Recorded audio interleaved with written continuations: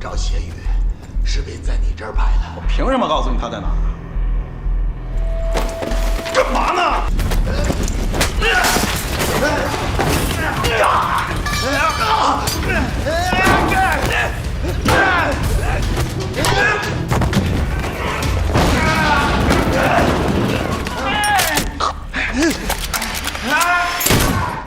？Sebelum mulai, kasih komentar dulu dong Bang Udin Editor.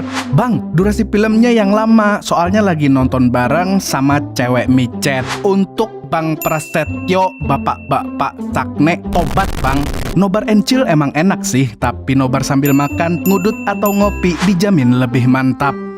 Halo warga Nobar yang selalu mendukung Peggy Setiawan. Kayak apa kabarnya berataan? Sehat-sehat aja kalau mudahan kada tertangkap. Kembali lagi bersama saya Mamang Tobi, sang pengangguran profesional yang kali ini akan membawakan film berjudul Hovering Blade yang dirilis pada tahun 2024. Menceritakan tentang seorang kuli yang berubah menjadi brutal setelah putri sematawayangnya dibunuh dengan sangat kejam. Dia kemudian memburu semua pelaku yang terlibat dan bertekad menghabisi mereka dengan cara yang lebih kejam. Sebagai informasi, film ini diadaptasi dari novel Jepang populer berjudul The Miracles of the Namiya General Store yang memiliki cerita menegangkan, mencekam, dan tentunya membrutalkan. Cie ilmu pengetahuan, jadi sudah pasti film satu ini akan memberikan tontonan yang sangat memuaskan. So, tanpa berlama-lama lagi, siapkan mata, telinga, dan anu-anuan kalian semua. Mari kita nobar dan inilah Hovering Blade. 完了之后，我保证你今年考试全年级第一名啊！昨儿生日不是吃过了吗？还吃？ Film dimulai dengan menampilkan seorang ayah bernama Chang Feng yang sedang berbincang dengan Qian, putri sematawayangnya. Mereka berdua lalu memakan kue ulang tahun Qian yang baru saja dirayakan tadi malam. Sambil makan, Chang Feng mendoakan sang putri agar mendapatkan nilai bagus di ujian sekolah nanti. Di sini, hubungan antara ayah dan anak itu terlihat sangat harmonis. Apalagi, Chang Feng adalah satu-satunya orang yang bisa menjadi pelindung Qian setelah ibunya meninggal dunia. 好，我又没说非要养，不养就行了呗。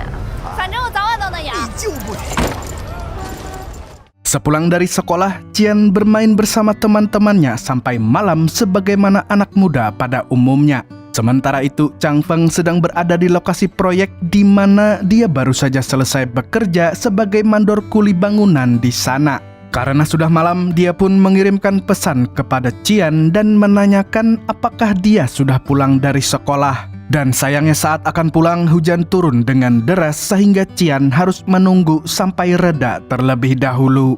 Ketika sudah reda, Qian berjalan kaki ke arah stasiun kereta terdekat. Tapi tanpa dia sadari, ada sebuah mobil putih yang mengikutinya.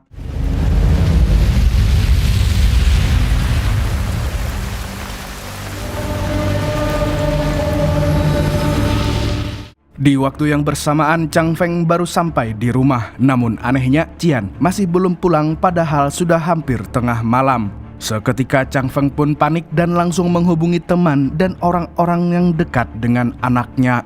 Karena tidak mendapatkan jawaban yang pasti, dia pun memutuskan untuk mencarinya sendiri. 啊，有什么消息你赶紧给我打电话好吧？喂，有了爸爸？没有。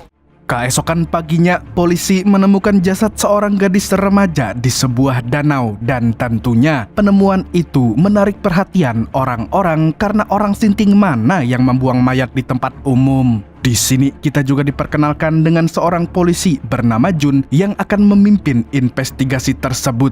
Dan ketika dia melihat jasadnya, ternyata gadis yang tewas itu adalah Qian. 你去查一下那个刚报案的失踪人口。 死亡时间不会超过36小时。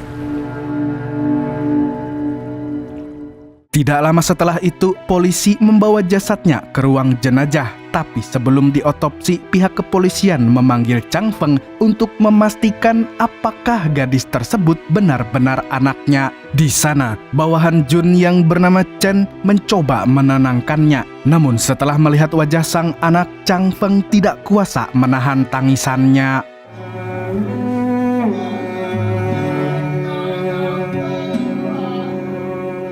Setelah sedikit tenang, Jun menanyakan kepada Chang Feng apakah anaknya memiliki seorang pacar. Tapi sepengetahuannya, Cian belum pernah pacaran. Di sini kepolisian curiga kalau gadis itu diperkaus sebelum meninggal. Namun saat ini dia baru bisa menduga karena pihak forensik masih melakukan otopsi. Sebelum Chang Feng pulang, Chen berjanji bahwa dia pasti akan mengusut kasus ini hingga tuntas. Janji nggak nunggu viral. Mendengar itu, Jun pun menegur Chen yang asal berjanji, padahal hasil dari forensik belum keluar dan mereka tidak tahu akan sesulit apa kasus ini. Di sisi lain, Chang Feng yang diberi harapan oleh polisi pun terus mendatangi kantor polsek setiap hari. Bahkan, dia rela menunggu sampai larut malam sampai mendapatkan kabar tentang pelaku yang tega melakukan hal keji kepada sang anak. Hingga seminggu kemudian, Jun akhirnya mendapat keterangan dari lab forensik yang intinya mereka menemukan tanda-tanda obat bius, pukulan di bagian-bagian yang vital sampai dengan tanda-tanda pemerkosaan. Setelah mendengar hal tersebut, Jun yang merasa iba kepada Chang Feng pun berusaha menenangkannya. Sementara itu, Chang Feng hanya bisa menyesal karena pada malam kejadian, dia tidak menjemput anaknya di sekolah. 这现在都没了，我还能为他存人吗？上面有我的电话。 Keesokan harinya, Chen dan Jun kembali mendatangi TKP untuk mencari petunjuk. Di sana, mereka berdiskusi tentang bagaimana pelaku membuang korban di tempat tersebut. Dari diskusi itu, Jun memutuskan untuk mengecek CCTV stasiun yang lokasinya paling dekat dengan danau. Dan tidak butuh waktu lama, dia langsung menemukan mobil putih yang digunakan oleh pelaku untuk menculik Cian. 排查。 Kemudian kita diperlihatkan dengan salah satu tersangka yang bernama Zhang. Dia adalah pemilik mobil putih yang baru saja ditemukan oleh Jun. Di sini dia terlihat sedang membersihkan mobil tersebut untuk menghilangkan sidik jari milik Cian. Lalu saat membersihkan bagian dalam, dia menemukan ponsel si gadis yang ketinggalan. Di waktu yang bersamaan, ada polisi yang berpatroli di dekat rumahnya. Sontak dia pun bergegas menyembunyikan ponsel Cian di rumahnya. Sambil gemetaran, Zhang kembali mengingat kejadian di malam itu, di mana dia ternyata tidak pernah berniat untuk menyakiti siapapun karena dia hanyalah murid sekolah cupu yang selalu dibuli oleh kedua temannya. Pada malam itu, dia dipaksa oleh dua pembuli untuk menjadi sopir saat mereka sedang mengincar mangsa di dekat stasiun. Dan kebetulan Cian berjalan sendirian di jalanan yang mulai sepi. Jadi tanpa pikir panjang, kedua jamet itu pun langsung menculiknya.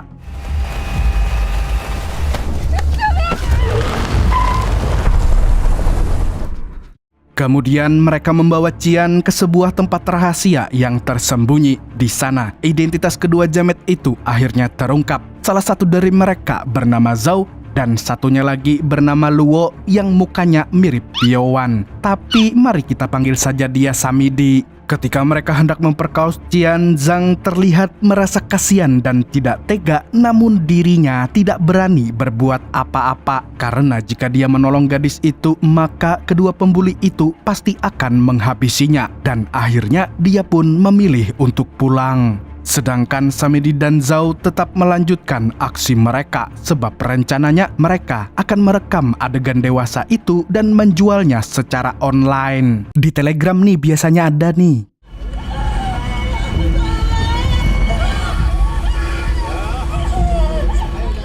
Keesokan harinya, Chang Feng terlihat sedang berada di kereta. Di sana, dia melamun sambil membayangkan masa-masa ketika putrinya masih hidup. 你怎么不笑呢你啊？找一个。 Setelah turun dari kereta, dia mengunjungi kantor Dukcapil untuk menandatangani surat kematian putrinya sekaligus memilih foto untuk dipasang di rumah duka. Tentu saja ini adalah hal paling berat yang harus dilakukan oleh seorang ayah. Padahal dia berharap bisa merawat anaknya hingga dewasa dan menjadi orang yang sukses. Namun sekarang Chang Feng harus menerima takdir bahwa anaknya sudah tidak ada lagi. 要不然我又迟到了。 1分钟。 Sementara itu, Zhang terlihat sedang gusar di rumahnya, apalagi setelah dia mendengar berita tentang kematian Qian. Gara-gara berita tersebut, Zhang pun dipanggil oleh Samidi dan Zhao ke tempat yang sepi, dan seperti biasa, dia dibully habis-habisan oleh kedua jamet itu. Di sini mereka juga memaksa Zhang untuk tutup mulut jika polisi menanyakan tentang mobilnya. 那天晚上只有你自己一个人出去开车转了一圈，听懂了吗？明白了，和我们任何人都没有关系。 Namun kali ini Zhang tidak mau lagi ditindas oleh mereka dan untuk menebus dosanya dia memutuskan untuk mengirimkan pesan kepada Chang Feng melalui ponsel Qian. Yang intinya dalam pesan itu dia memberitahu tentang kebejatan Samidi dan Zhao sekaligus lokasi persembunyian mereka. Setelah mendapatkan pesan tersebut, Chang Feng langsung menelpon Jun agar polisi bisa segera menangkap pelakunya. Tapi entah kenapa Jun tidak bisa dihubungi. Alhasil Chang Feng pun nekat mendatangi tempat itu seorang diri. Di sana dia menemukan tas dan barang-barang milik Qian. Lalu tidak berselang lama Zhao masuk ke sana dan memutar video saat dirinya melakukan kekerasan kepada gadis tersebut. Di sini Chang Feng tidak kuasa menahan tangisan serta amarah dalam dirinya dan tanpa pikir panjang dia pun langsung mengamuk sejadi-jadinya.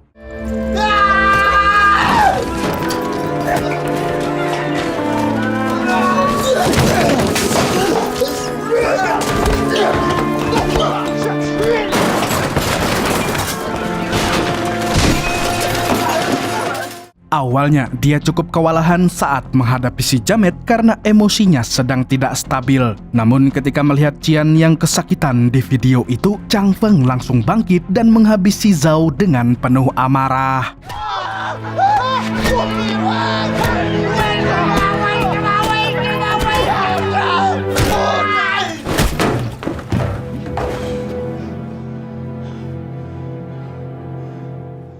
Setelah membunuh Zhao, Chang Feng berusaha menjalani hidup dengan normal, tapi sayangnya dia tidak bisa melakukannya sebab Qian tidak ada di sana. Apalagi dia tahu kalau masih ada satu pelaku yang belum dia temukan.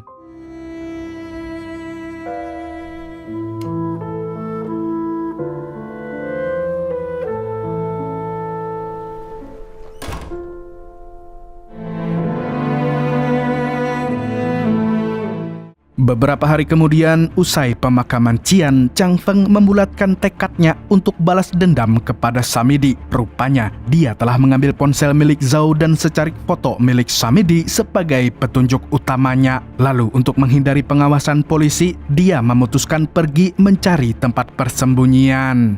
Di sisi lain, Jun dan polisi lainnya baru saja menemukan jasad Zhao. Di sini, Jun langsung tahu kalau orang yang membunuh si jamet adalah Chang Feng. Sementara itu, Chen telah melakukan penyelidikan mengenai latar belakang Zhao. Ternyata dia adalah anak yang ditinggalkan orang tuanya bekerja di luar negeri dan sekarang hidup bersama neneknya. Karena tidak pernah mendapatkan perhatian orang tua, Zhao akhirnya terjerumus ke dunia kriminal. Bahkan dia merasa bangga dan selalu merekam aksi kriminalnya untuk dipamerkan kepada orang-orang. 会向同学炫耀自己和女孩发生关系的事，和王天笑有联系的初中同学，除了谢宇之外，移民海外。父亲再婚后，除了给钱。 Untuk warga Nobar semua yang sudah punya anak, tolong anaknya selalu diperhatikan ya, agar dia tidak tumbuh seperti Zhao dan Samidi. Usai mengupas kehidupan Zhao, polisi akhirnya menemukan fakta bahwa si jamet sering membuli Zhang. Jadi, Jun pun langsung mendatangi Zhang saat itu juga. Kemudian, dia menginterogasi bocah tersebut dan memintanya untuk memberitahu lokasi Samidi. Karena takut dengan Jun yang sangat intimidatif, dia pun akhirnya memberitahu lokasinya. 他们呢？你现在什么都不说，是因为你心里边害怕。 庚子，高频到了，有没有下车的？ 「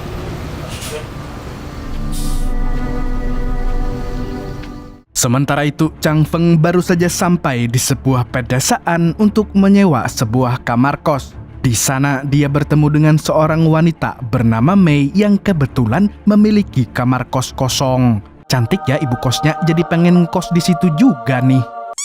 Dan setelah melihat Chang Feng yang lusuh, ibu kos ini pun langsung merasa iba seolah-olah tahu apa yang sedang dirasakan olehnya. Di lain pihak, Zhang sedang dimarahi oleh ayahnya karena terlibat masalah dengan polisi. Awalnya, Zhang hanya diam menerima semua ocehannya, tapi lama-kelamaan dia muak dan langsung menggebrak meja. Dia lalu mengatakan kalau ayahnya tidak pernah membelanya saat dibully oleh para jamet. Loh, nyalahin bapak.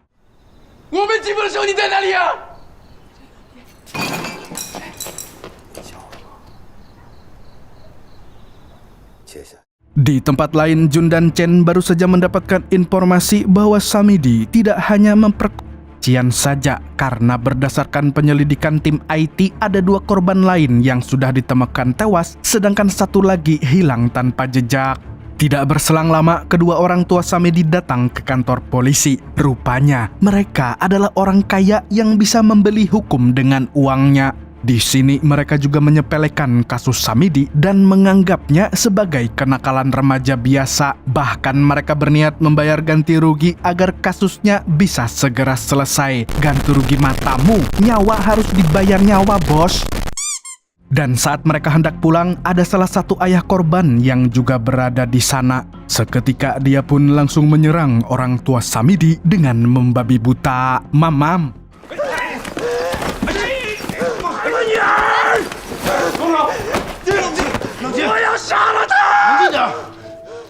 Sayangnya, Jun malah melerai penyerangan itu. Padahal mah saya suka kalau bapak Samidi digebukin. Ayah korban itu lantas berkata bahwa anaknya sangat menderita gara-gara Samidi hingga nekat COD dengan malaikat maut. Dan sejak hari kematiannya, dia tidak bisa tidur sebelum para jamet mendapatkan balasan yang setimpal.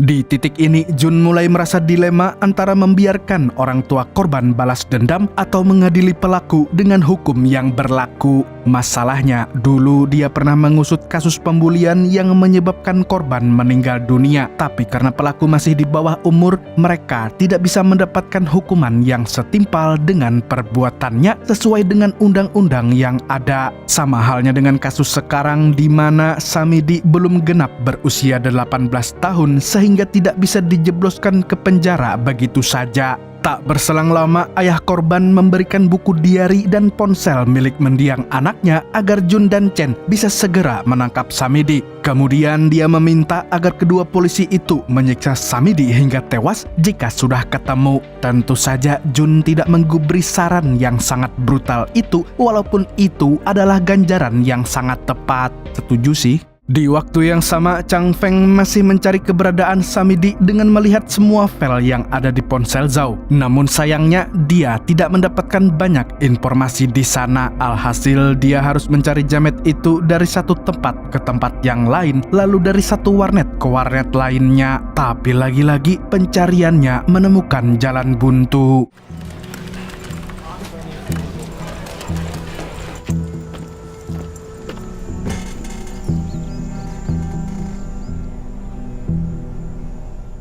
Keesokan harinya, pihak kepolisian menemukan fakta baru kalau ternyata Samidi dan Zhao pernah melakukan perampokan sepeda 4 tahun yang lalu. Setelah mendapatkan laporan itu, Jun pun mengerahkan anak buahnya untuk menggali informasi lebih dalam sampai lokasi Samidi ditemukan.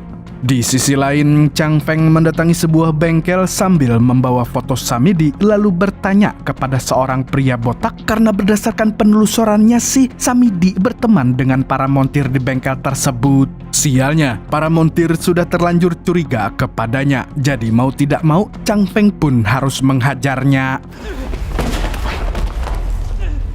我凭什么告诉你他在哪？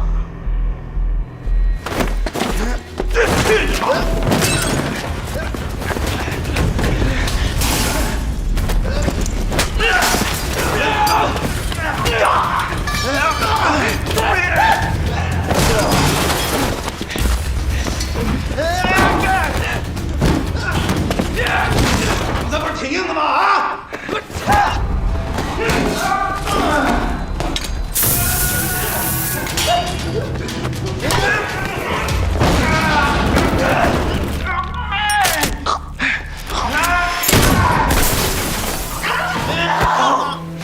Setelah menghajar mereka, dia menyiksa salah satu montir sampai dia memberitahu tentang lokasi Samidi. Kemudian Chang Feng mengambil senapan yang ada di bengkel itu beserta semua peluru yang tersisa.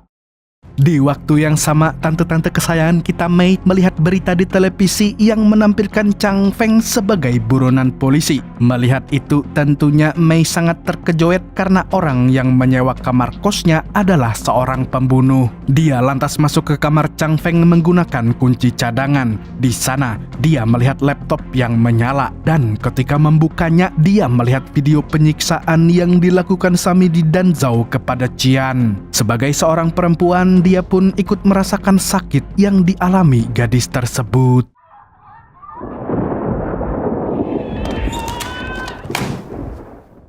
Bersamaan dengan itu, polisi lagi-lagi terlambat menemukan bengkel yang tadi didatangi Chang Feng. Ternyata para montir di bengkel ini juga terlibat perampokan motor yang dilakukan oleh Samidi. Selain itu, mereka juga menemukan fakta bahwa pemilik bengkel adalah penadah video yang tidak senonoh yang direkam oleh Samidi CS. Lalu saat mengecek CCTV, Jun melihat Chang Feng yang masuk dan keluar dari tempat tersebut. Artinya, Chang Feng adalah orang yang menghabisi para montir.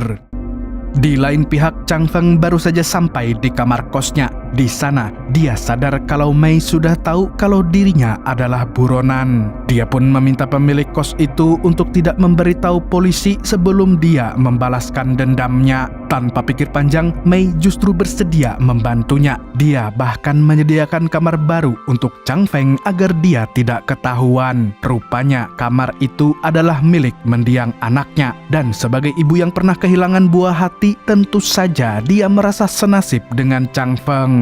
Walaupun begitu, dia tetap menyarankan agar Chang Feng menyerahkan diri saja daripada balas dendam dan merugikan dirinya sendiri. Namun, dia memilih untuk tetap melanjutkan misi balas dendamnya. 没几年，生子做一个好爸爸，他再也没有机会了，他再也没有机会。 Kemudian Chang Feng melacak keberadaan Samidi berdasarkan petunjuk yang diberikan oleh montir bengkel. Lalu saat hari menjelang subuh, dia bersiap-siap untuk pergi dan membunuh jamet tersebut. Dan berkat bantuan Mei, dia pun berhasil keluar tanpa diketahui oleh para polisi yang berpatroli. 可以了。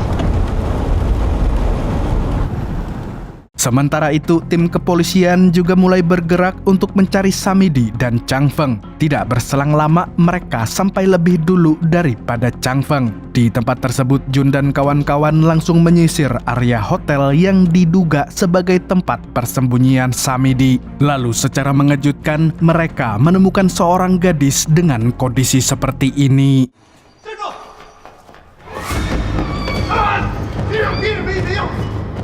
Kemudian Jun mencoba menanyai gadis itu tentang keberadaan Samidi. Si gadis pun mengatakan kalau dia adalah korban yang hilang beberapa minggu lalu dan sekarang dia diancam oleh Samidi jika berani melaporkannya ke polisi. Oleh karenanya dia memilih untuk tutup mulut meskipun Jun sudah membujuknya berkali-kali. Di waktu yang bersamaan, Samidi sedang dalam perjalanan ke tempat itu. Sebelum masuk ke sana, dia memutuskan untuk menelpon gadis tadi karena merasa ada yang tidak beres. Mendengar itu, Jun pun menyuruh si gadis untuk mengangkat panggilan tersebut. Namun karena emosinya sedang tidak stabil, dia malah berteriak dan membuat si jamet sadar kalau polisi sedang menunggunya.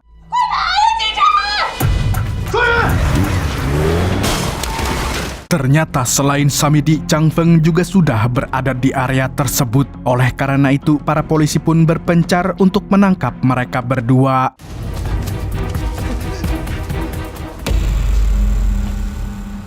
Zhao Ye, 听到了吗？李长风。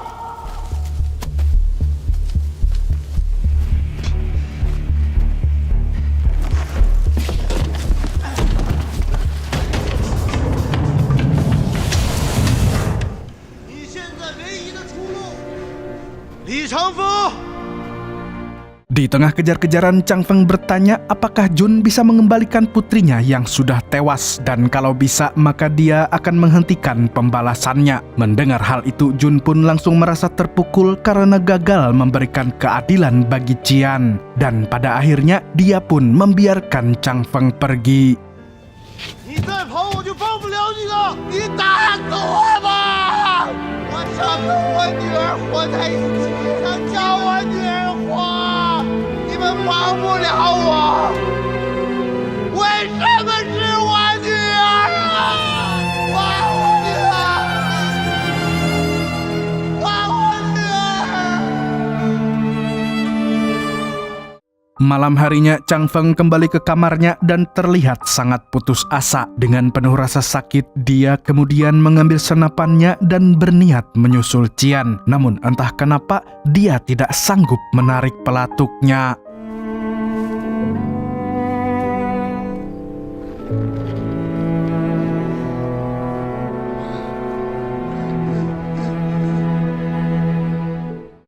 Bersamaan dengan itu, Jun memberitahu Chen bahwa kasus kematian Qian mengingatkannya pada kejadian di masa lalu saat dia mengusut kasus pembulian yang berujung kematian. Mari saya ajak Anda semua ke masa lalu sebentar. Saat itu, para pembuli masih berusia belasan tahun dan tidak bisa dipenjara karena belum ada undang-undang yang mengaturnya. Jadi pada akhirnya mereka hanya dimasukkan ke pusat pembinaan remaja dan keluar dalam waktu singkat. Sekarang para pelaku sudah berusia 30 tahun dan hidup dengan nyaman, sedangkan keluarga korban masih berkabung. Intinya, Jun sebenarnya ingin membiarkan Chang Feng balas dendam, tapi sebagai polisi, dia juga harus menegakkan keadilan sesuai dengan aturan yang berlaku.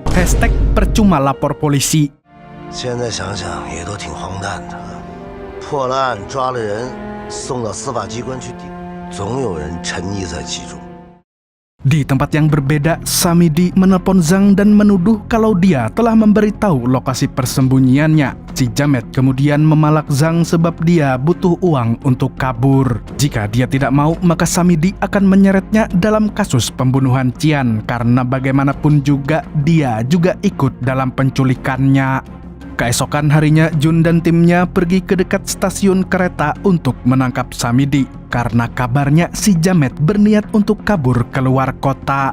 Di tempat yang sama, Chang Feng juga bersiap dengan senapannya untuk menghabisi Samidi. Sementara itu, Zhang diam-diam bekerja sama dengan polisi untuk meringkus Samidi di tempat. Tapi sialnya, Samidi sudah menduga hal tersebut dan ketika polisi mendekat, dia langsung mengancam akan membunuh Zhang. 操！别过来！别动！打断方向！我他妈说别过来！钱！二队支援，二队支援。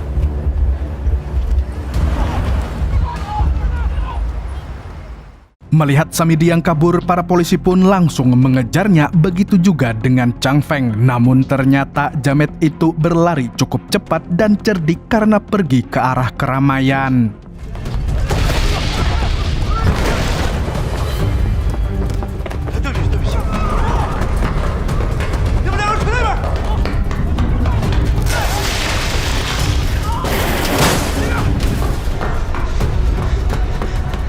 Tapi dengan sigap, Chang Feng mampu menghentikannya tepat di tengah banyak orang.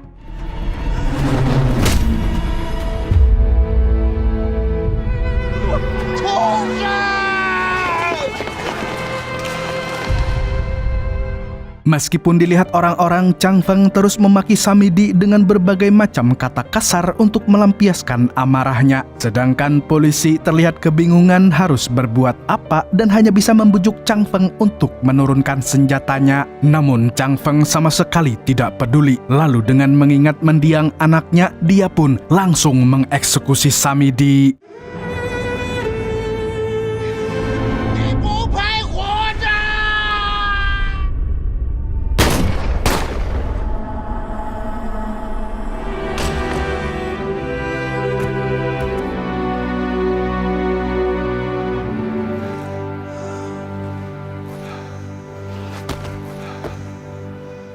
Sayangnya, Samidi masih hidup meskipun mata kirinya sudah meledak. Sementara itu, polisi berhasil menembak Chang Feng tepat di dadanya. Di akhir hayatnya, dia kembali mengenang masa lalunya bersama sang anak. Dan setelahnya, malaikat maut pun langsung menjemputnya.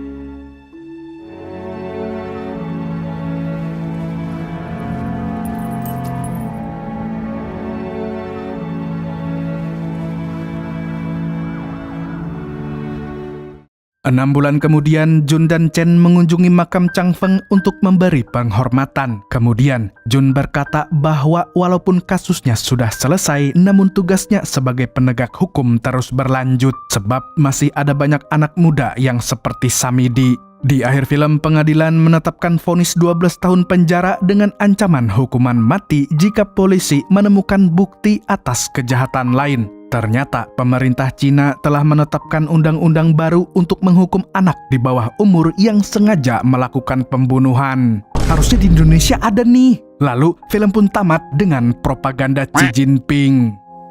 Dari film ini kita bisa belajar bahwa mendidik anak adalah hal yang sangat sulit. Jadi untuk para warga Nobar yang sudah mempunyai anak, kalian bisa belajar ilmu parenting dari Nikita Willy atau dari Lek Damis yang menerapkan ilmu parenting zaman VOC. Tuh, Mama Mega juga menerapkan VOC untuk anak-anaknya Natsuki sama Ritsuki. Segitu dulu untuk hari ini. Saya Tobi mewakili paguyuban salah tangkap tapi nggak pernah ngaku bersalah, mengucapkan sampai jumpa di video selanjutnya dan kamsia. Assalamualaikum warahmatullahi wabarakatuh. Kata barokah ini ada seriesnya loh, Mang, tapi dari Jepang. Wah, kalau dari Jepang pasti lebih brutal tuh, Mas. Biasanya gor-gornya real, tidak fake. Bener tuh, Mang. Kira-kira pada suka nggak ya warga Nobar semua? Nah, mari kita tanya aja warga Nobar semua. Setuju nggak kalau Nobar bahas seriesnya juga? Ayo warga Nobar semua, kita gasak barokah buat nulis series ini. Tulis di komentar aja. Mamam tuh series panjang barokah. Yuk Mas, kita datengin barokah. Oke, let's go.